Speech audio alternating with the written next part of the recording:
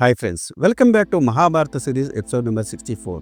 ఇప్పటి వరకు జరిగిన కథ ఏంటంటే, ధర్మరాజు తమ్ముళ్లతో పాటు 10 నెలలు అక్కడ బదరికియావనము సబాహుపురము వద్ద ఉన్నాడు. ఒకరోజు భీముడు వేట కోసమని హిమాలయ శిఖరం మీదకి వెళ్ళాడు. అక్కడ ఒక కొండ చెలువు భీముని ఆహారం అనుకొని చుట్టుంది. భీముడు కొండ చెలువని ఏమీ చేయలేకపోయాడు. ఆ తర్వాత భీముడిని వెతుక్కుంటూ ధర్మరాజు అక్కడికి వచ్చాడు.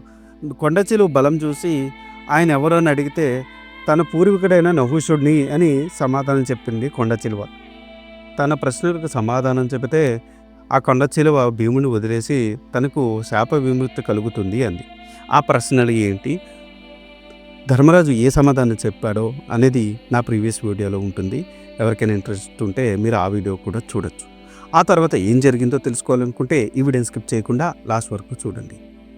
శరత్కాలంలో దక్షిణ దిశగా అగస్త్య నక్షత్రం కనిపించింది.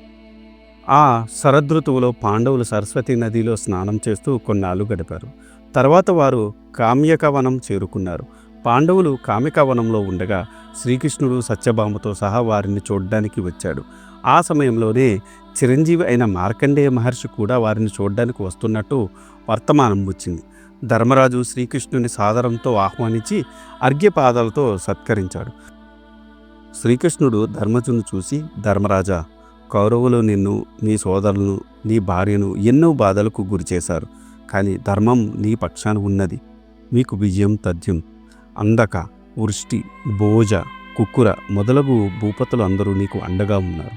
ఈ సామ్రాజ్య లక్ష్మికి నీవే నాదుడివి, చింతింపకు అని అనునయ వ్యాఖ్యలు చేశాడు. దానికి ధర్మరాజు, దేవా, చాలా మటుకు అరణ్యవాసం పూర్తయింది. ఇంకా కొద్ది కాలం మాత్రమే మిగిలి ఉంది. అటు పిమ్మట అజ్ఞాతవాసం కూడా పూర్తి చేసి ధర్మం తప్పకుండా మా రాజ్యాన్ని మేము జయిస్తాం. దీనికంతకు నీ దయ ఉంటే చాలు. భారం అంతా నీ మీదనే మోపుతున్నాము అన్నాడు ధర్మరాజు. శ్రీకృష్ణుడు అక్కడే ఉన్న ద్రౌపదిని చూసి, అమ్మా ద్రౌపది, నీ కుమారులు యాదవ రాజకుమారులతో కలిసి సంతోషంగా ఉన్నారు. అస్త్రశస్త్ర విద్యలను అభ్యసిస్తున్నారు. నా చెల్లెలు సుభద్ర తన కుమారుడి కంటే నీ కుమారుల మీద మక్కువ ఎక్కువ అని శ్రద్ధ చూపిస్తుంది. వారి గురించి నీవు చింతించవద్దు అని ఓదార్చాడు. ఇంతలో మార్కండేయ మహర్షి అక్కడికి వచ్చాడు. శ్రీకృష్ణుడు, పాండవులు ఆ మహర్షికి ఎదురెళ్లి సాదరంతో ఆహ్వానించారు. అర్ఘ్యపాదాలతో సత్కరించారు. ధర్మరాజు మార్కండేయ మహర్షిని చూసి, ఓ మహర్షి, మేము ఎన్నడూ ధర్మం తప్పి చరించలేదు. కానీ మేము ఈ విధంగా బాధలు అనుభవిస్తున్నాము. కానీ దాత్రాష్ట్రులు, అధర్మవర్తనులు ఎల్లప్పుడూ పాపకార్యాలు చేస్తూ కూడా సకల సౌఖ్యాలు అనుభవిస్తున్నారు. ఈ విపరీత పరిస్థితికి కారణం ఏమిటి? మనుషులు తాము చేసిన కర్మలకు ఫలాన్ని ఇక్కడే అనుభవిస్తారా, లేక మరణించిన తర్వాత పరలోకములో అనుభవిస్తారా, లేక ఈ లోకంలోనూ పరలోకంలోనూ కూడా అనుభవిస్తారా? ఈ విశ్వకర్త అయిన ఈశ్వరుడు చూడని వాడు కర్మఫలము అనుభవింపగడా? ఈ దేహంతోనే చేసిన కర్మలు కూడా వెడలిపోతాయా? ఈ విషయాలన్నీ నాకు తెలియచెప్పమని కోరుతున్నాను అని ధర్మరాజు మార్కండేయ మహర్షిని కోరాడు. అప్పుడు మార్కండేయ మహర్షి ఈ విధంగా సమాధానం చెప్పాడు. ధర్మజ, తొలి విధాత ప్రథమ కల్పంలో అత్యంత నిర్మలమైన పుణ్యప్రదాయమైన శరీరాలను సృష్టించాడు. ఆ ప్రకారం పుట్టిన మనుజులు మహాసత్వ సంపన్నులు, సత్యమును పలికేవారు, సత్యమునే వ్రతముగా చేసుకున్నవారు, జ్ఞాన సముపార్జన చేశారు, స్వేచ్ఛగా జీవించారు, దేవతల మార్గాలలో పయనించారు, అధిక శ్రమ లేకుండానే ఎక్కువ ఫలితాలు పొందారు. ధర్మం తప్పకుండా చరించేవారు. వారికి మత్సరం లాంటి దుర్గుణాలు లేవు. అధికంగా సంతానవంతులై ఎన్నో వేల సంవత్సరాలు జీవించారు. కానీ కాలం గడిచే కొద్దీ మానవులలో కామము, క్రోధము, మోహము, లోభము, మదము, మాత్సర్యము అనే దుర్గుణాలు ప్రవేశించాయి. మాయలో పడిపోయారు. అందుకని దేవతలు వారిని వదిలేశారు. మానవులలో బలం క్షీణించింది. ఆయుష్ తగ్గిపోయింది. సిరి సంపదలు తొలగిపోయాయి. దరిద్రులయ్యారు. చేసిన కర్మలకు సత్ఫలితాలు రావడం తగ్గిపోయింది. అన్ని రకాల రోగాలు చుట్టుముట్టాయి. మానవులకు దేవుని మీద నమ్మకం సన్నగిల్లి నాస్తికులయ్యారు. ఒకరంటే ఒకరికి పడటం లేదు. పాపాలు చేస్తున్నారు. నరకానికి పోతున్నారు. మరలా జంతువులుగా జన్మలెత్తుతున్నారు. ఈ సంసార చక్రంలో తిరుగుచూ జనన మరణాలలో సతమతమవుతున్నారు. ఈ విధంగా మానవులు పుణ్యములు పాపములు చేస్తూ ఉన్నందువలన మరణించినప్పుడు ఆ పుణ్యపాపములు వారిని విడవకుండా వెంటనే వెళుతున్నాయి. వారు తమ సహజ గుణమైన సుఖాన్ని మరిచిపోయి దుఃఖమును దైన్యమును అయిన జీవితమును గడుపుతున్నారు. ఆ పుణ్య పాపములు అనుభవించుటకు మరలా మరలా దేహదారులవుతున్నారు. ధర్మజ, మనుషులకు వారు చేసిన పుణ్యపాపములు అనుభవింపక తప్పదు. ఈ శరీరం మరణించినా వారు చేసిన కర్మఫలము నశింపవు. కొంతమందికి వారు చేసిన పుణ్యకర్మలకు ఈ జన్మలోనే సుఖాలు అనుభవిస్తారు. కొందరు పరలోకంలో సుఖం అనుభవిస్తారు. కొంతమంది ఈ లోకంలోనే పరలోకంలోనూ సుఖం అనుభవిస్తారు. కొంతమందికి ఈ లోకంలో కానీ పరలోకంలో కానీ సుఖం దక్కదు. అది వారు చేసుకున్న కర్మలను బట్టి ఉంటుంది. కొంతమంది ఎక్కువ ధనం సంపాదిస్తారు, కానీ పుణ్యకార్యాలు చేయరు. ఎల్లప్పుడూ ఇంద్రియవాంఛలతోనూ కోరికలు తీర్చుకోవడంలోనూ కాలం గడుపుతారు. పుణ్యం చెయ్యరు. లోభం మోహాలతో సతమతమవుతూ ఉంటారు. వారికి ఇంద్రియ సుఖాలే ఎల్లప్పుడూ కళ్ళకు కనబడుతూ ఉంటాయి. వాటి కోసమే దీవిస్తుంటారు. ధర్మరాజా, నిరంతరం పుణ్యకార్యాలు చేయడం, వేదాధ్యయనం చేయడం, తీర్థయాత్రలు చేయడం మొదలైన పుణ్యకార్యాలు చేయడం వల్ల ఇహలోకంలో కొన్ని కష్టాలు పడ్డా పరలోకంలో సుఖం లభిస్తుంది. ఎల్లప్పుడూ ధర్మాన్ని ఆచరిస్తూ, ధర్మం తప్పకుండా చరిస్తూ, ధర్మంగా ధనం సంపాదిస్తూ, ధర్మం ప్రకారం పెళ్లి చేసుకుని సంతానం పొంది పుణ్యకార్యాలు చేసిన వారు ఈ లోకంలోనూ పరలోకంలోనూ సుఖాలు అనుభవిస్తారు.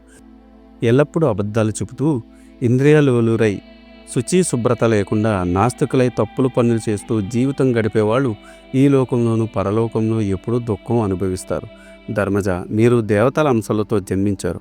మీరు ధర్మం తప్పకుండా మీ పరాక్రమాన్ని ప్రదర్శించి శత్రువులను జయిస్తారు, భూభారాన్ని తగ్గిస్తారు, ఎన్నో యజ్ఞయాగాలు చేసిన దేవత్వాన్ని పొందుతారు అని మార్కండేయ మహర్షి ధర్మరాజుతో చెప్పాడు. అది విని ధర్మనందనుడు తనకు బ్రాహ్మణ ప్రభావం వినవలనని ఉందని చెప్పగా మార్కండేయ మహాముని ఇలా చెప్పసాగాడు. ఓ ధర్మనందన, పూర్వము హైహావ వంశోద్భవుడైన దుందుమామురుడు అనే రాజు వేట నిమిత్తము అడవిలో తిరుగుతూ ఒక చోట జింక చర్మమును ఉత్తరీయముగా ధరించిన ఒక బ్రాహ్మణుడు చూసి అది మృగమనుకొని దానిని బాణంతో కొట్టాడు. దగ్గర పోయి తాను చంపినది ఒక బ్రాహ్మణుడని తెలిసి చాలా దుఃఖించాడు. తర్వాత వంశ పెద్దలను వెంటబెట్టుకొని తర్క్షుడు అనే పేరుగల మహాముని వద్దకు వెళ్ళాడు. జరిగింది చెప్పి పాప పరిహారానికి మార్గం చెప్పమని అడిగారు. ఆ మహాముని చిరునవ్వుతో తన కుమారుని పిలిచాడు. ఇతడైనా మీ రాజకుమారుడు చంపిన బ్రాహ్మణ కుమారుడు అని అడిగాడు. హైహవులు ఆశ్చర్యపోయారు. మహాత్మా, ఈ మునుకుమారుడు మా రాజకుమారుని చేతిలో చనిపోయాడు, మరలా బతికాడు. దీనికి కారణం వివరించండి అని అడిగారు. మేము కొన్ని నియమాలు పాటిస్తాము. దేనిని ఆలస్యం చేయము. ఆహారము నియమంగా తీసుకుంటాము. నిత్యకర్మలు పాటిస్తాము. అతిథులను సత్కరిస్తాము. ఎప్పుడూ సత్యమునే పలుకుతాము. బ్రహ్మచర్యాన్ని పాటిస్తాము. శాంతిగా ఉంటాము. దానివల్ల మాకు రోగములు మృత్యువు వంటి భయము లేదు. కాబట్టి మీరు నిశ్చింతగా వెళ్ళండి అని అన్నాడు. వారు ఆ మహామునికి నమస్కరించి వెళ్ళిపోయారు. కాబట్టి బ్రాహ్మణ ప్రభావం అంతటిది. ఇప్పుడు మీకు బ్రాహ్మణ క్షత్రియ స్వరూపాలు తెలిపే ఒక గాథ వివరించదను అని మార్కండేయ మహాముని ఈ విధంగా చెప్పసాగాడు. పూర్వము అత్రి అనే మహర్షి ఉండేవారు. అతడు తపస్సు చేసుకొనుటకు అరణ్యునకు పోతూ తన భార్యతో, నేను తపస్సు చేసుకోవడానికి వెళ్తున్నాను. నువ్వు నీ పుత్రుల వద్ద ఉంటావా లేక నాతో వస్తావా అని అడిగాడు. దానికి ఆమె ఇలా చెప్పింది. నాదా, పుత్రుల పోషణము కుటుంబ పోషణకు తగిన ఏర్పాట్లు చేయకుండా తమరు ఈ విధంగా అరణ్యమునకు వెళ్ళడం భావ్యం కాదు. కాబట్టి మీరు వైన్య మహారాజును అడిగి తగిన ధనమును తీసుకుని రండి అని చెప్పింది. ఆమె మాట ప్రకారము అత్రి వైన్య మహారాజుకు దగ్గరకు వెళ్ళాడు. అక్కడ ఆ సమయంలో ఆ మహారాజు అశ్వమేధ యాగం చేసి బ్రాహ్మణులకు దాన ధర్మాలు చేస్తున్నాడు. అత్రి ఆయన వద్దకు వెళ్ళి, రాజా, నీవు బ్రహ్మదేవునితో సమానుడు, ఇంద్రునితో సమానుడు. నువ్వు సమస్త జనులకు ఈశ్వరుడు. నీకు అన్ని ధర్మంలో తెలియను. నిన్ను పోలిన రాజులు ఈ భూమి మీద లేరు. నిన్ను అందరూ ఋషులు పొగుడుతారు అని పలికాడు. అక్కడే ఉన్న గౌతమ మహర్షి ఇది అంతా విన్నాడు. ఆయనకు కోపం వచ్చింది. కేవలం ధనం కోసం జంకు లేకుండా మానవ మాతృడైన రాజును ఇంద్రుడు బ్రహ్మదేవుడని పొగడ్డం తగునా అని అన్నాడు. దానికి అత్రి ఇది యుక్తము అది అవ్యుక్తము అని తెలియకుండా మాట్లాడవలదు. నిర్మలుడైన నీతివంతుడైన పరాక్రమవంతుడైన సమస్త లోకాలను పరిపాలించే రాజే ధర్మములకు అంతటి మూలము. అతని గొప్పతనాన్ని ప్రశంసించడం నాకు తగదా అని బదులు చెప్పాడు. దానికి గౌతముడు, నీకు వయసు వచ్చి కేశములు తెల్లబడినంత మాత్రాన నీకు జ్ఞానం వస్తుందా? సభలలో జ్ఞానవృద్ధుల మాటలకు మాత్రమే విలువ కలదు అని బదులు చెప్పాడు. ఈ మాదిరి అత్రి గౌతముడు వాదులాడుకుంటున్నారు. ఇది అంతా కశ్యపుడు అనే మహాముని విన్నాడు. అయ్యా, ఈ విధానం వలన మనకి ఏమీ తెలియదు. సనత్ కుమారుడు అనే మహామునిని అడుగుదాము అని అన్నాడు.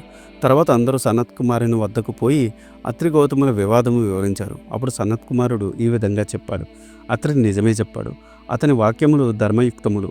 ఈ భూమి సమస్తమును తన భుజస్కంధముల మీద మోసే సుక్షత్రియుడు అందరినీ కాపాడే ప్రభు. కావున శత్రువులను సంహరించి ప్రజలను కాపాడే రాజే ఈశ్వరుడు బ్రహ్మ. రాజు జనకులందరికీ పూజుడు. అతని శాసనము ప్రకారం మంచివారు మునులు తమ తమ విధులు సక్రమంగా నెరవేరుస్తారు. ఎవరూ అతని ఆజ్ఞ మీరరు. రాజే విరాట్టు సామ్రాట్టు. అతనే అదృష్టాన్ని జయించిన వాడు సత్యసంధుడు. ప్రజలను సక్రమంగా పరిపాలించేవాడు. ధర్మబుద్ధి కలవాడు. ఈ గుణములతో కూడిన నామములతో రాజును వేదములతో వర్ణించారు. పూర్వము అధర్వమునకు భయపడే బ్రాహ్మణులు తమ తమ తేజస్సును రాజులందు నిక్షేపించారు. నాటి నుండి బ్రాహ్మణంబు వలన క్షాత్రము ప్రవహిస్తూ ఉంది. కాబట్టి బ్రహ్మము క్షత్రము ఒకదాని ఒకటే అనుశ్రయించుకుని ఉన్నాయి. ఇవి విడివిడిగా మానలేవు. సూర్యుడు చీకటిని పటాపంచలు చేయునట్లు క్షత్రుడు బ్రాహ్మణ సేవనమును వలన తేజవంతుడయి అధర్మాన్ని అణిచి ధర్మాన్ని నిలుపుతాడు. ఆ కారణం చేత క్షత్రుడు అధికుడు అని చెప్పవచ్చును అని సనత్ కుమారుడు చెప్పాడు. అప్పుడు వైన్య మహారాజు అత్రికి కావలసినంత ధనం ఇచ్చాడు అని మార్కండేయుడు చెప్పాడు. ఇది ఈనాటి వీడియో. ఆ తర్వాత ఏం జరిగిందో తెలుసుకోవాలనుకుంటే మీరు నా నెక్స్ట్ వీడియో కోసం వెయిట్ చేయాల్సిందే. దానికన్నా ముందు నాదొక చిన్న రిక్వెస్ట్. నేను చేసే ఈ మహాభారత సిరీస్ వ్యాస భారతం నుండి కవిత్రయం అంటే నన్నయ్య గారు, తిక్కన గారు, ఎర్రాప్రగడ గారు తెలుగులోకి అనువదించారు. అదే ఈ మహాభారతాన్ని నేను మీకు యథాతథంగా అందించాలనే సదుద్దేశంతో ఈ వీడియోలు చేస్తున్నాను. ఏ జనరేటెడ్ ఇమేజెస్తో వీడియోస్ చేయడం కొంచెం కష్టతరమైన విషయం అయినప్పటికీ మన సనాతన ధర్మంలో ఉన్న మంచిని చెప్పాలనే ఉద్దేశంతో పూర్తి కథని ఈ వీడియోల రూపంలో అందించడం జరుగుతుంది. అందుకని మీలాంటి వారి సపోర్ట్ నాకెంతో ముఖ్యం. మీరు నన్ను సపోర్ట్ చేయాలనుకుంటే జస్ట్ మీ అభిప్రాయాన్ని కమెంట్ల రూపంలో తెలియచేస్తూ, లైక్ చేస్తూ, 10 మందికి షేర్ చేస్తూ మన ధర్మాన్ని 10 మందికి అందేలా చేయాలని కోరుకుంటున్నాను. ఈ వీడియో కనుక మీకు నచ్చితే do like, share and subscribe. Thanks for watching. జై సనాతన ధర్మం.